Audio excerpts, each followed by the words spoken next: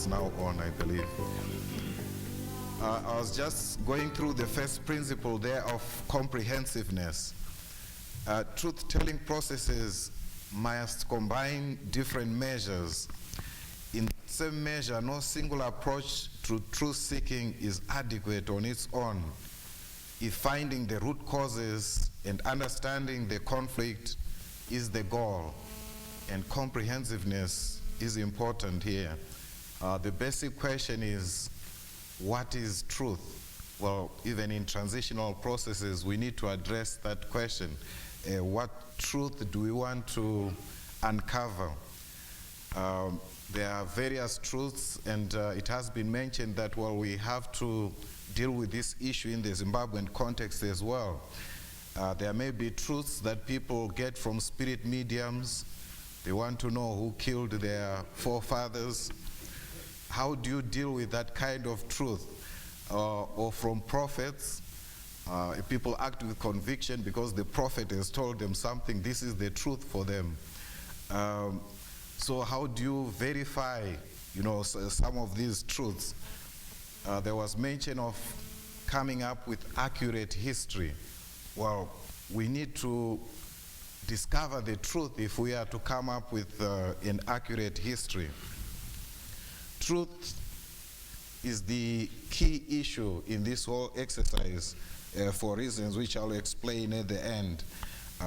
It's also one of the reasons why some people are campaigning for the abolition of the death penalty, because it is also true that there have been some people who were on the death row for a long time, but eventually, after so many years, the truth was discovered, and in some cases, they were simply then released. But unfortunately, others had already been executed. So truth is a key issue. The second aspect, the second principle, is that truth must be human rights based. Truth-seeking initiatives in transitional justice must be grounded in universal norms of human dignity, such as the right to know and the right to speedy remedy or access to justice. Truth recovery processes must seek to fulfill individual and family rights, as well as collective rights of societies. Well, in this respect, the discovery of truth itself can be healing on its own. The very fact that families or people get to know the truth. The third aspect, this is an area we discussed earlier as well, about being victim-centric. Placing victims at the center of this work also requires ensuring that victims' rights and views are fully respected in the implementation of transitional justice processes, including, as appropriate, through the use of victim-sensitive procedures that guarantee victims' safety and dignity, and the development of specific capacities to assist, support, and protect victims and witnesses. Well, in this respect, there must be guarantees of security before and after telling the truth. But I think one strong point that kept coming up earlier on was that, victims must be involved in all the processes that we are carrying out as well. We are not just doing things for them, but they need to come to a stage where they also participate fully and do things for themselves. And number 4, consultation with and participation of stakeholders. Truth-seeking processes must be based on a comprehensive, inclusive, consultative participation of all stakeholders, and here particularly victims. This enables truth commissions to function well. So really, the issue of time, of the time frame also comes in here, the time factor that, to do this work adequately, we also need plenty of time. It's not something that can be hurried. if everybody is to play their part. Number 5, operational independence, the 5th principle. Truth commissions must have genuine operational independence, the legitimacy and public confidence that are essential for a successful truth commission process. And number 6, adequate support structure. A truth-seeking mechanism must get cooperation from all institutions that may possess information required to arrive at the truth. Local institutions like the military, the police, I think, National Archives, the judiciary, and other key institutions must give clear indication that they will support and cooperate with the Commission or any other truth-seeking mechanism in operation. Yeah, when it comes to institutions there, the listing of them, perhaps we could start with the softer ones, and start perhaps with the National Archives, the judiciary, before mentioning the military. Some people tend to get jittery when they hear the military mentioned, but well, that's an institution that needs to be addressed as well. And number 7, firm legal foundation. A truth-seeking mechanism must be grounded on strong legal foundation. Without a stronger legal foundation, a commission is subject to manipulation. While the commission can draft their policies and regulations without the force of law, they remain just rules and are legally unenforceable.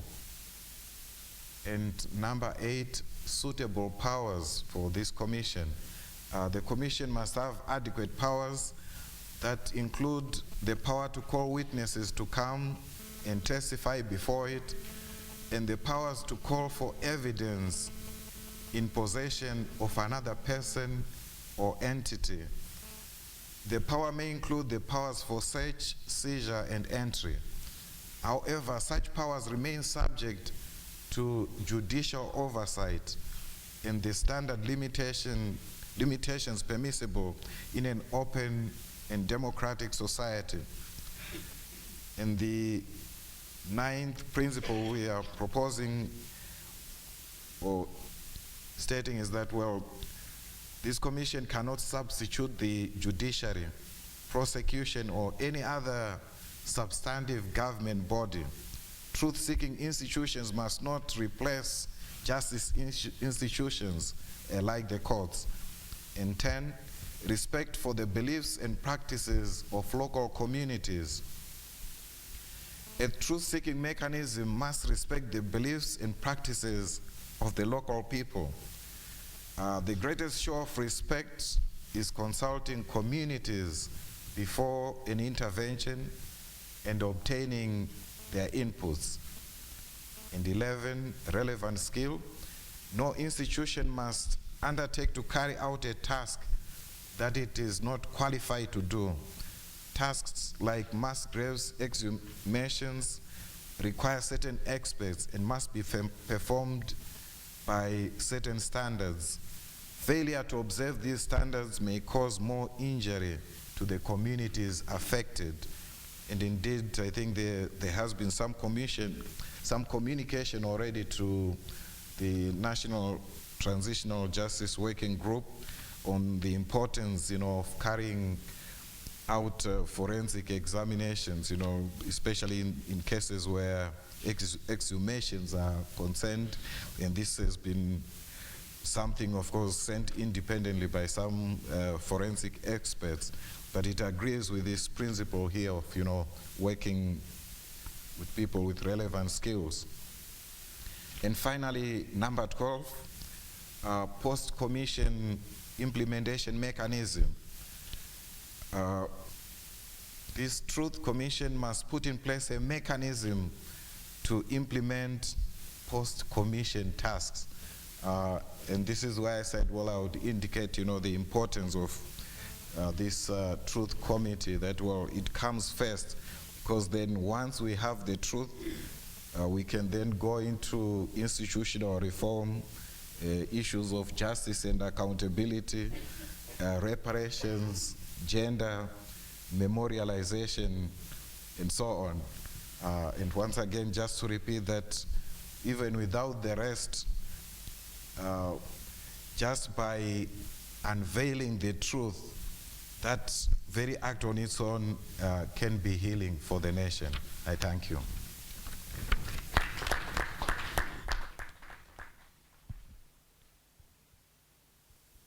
Thank you, Father Dr. Frederick Chiromba, for that presentation. I'm now going to call upon questions, comments, any other contributions.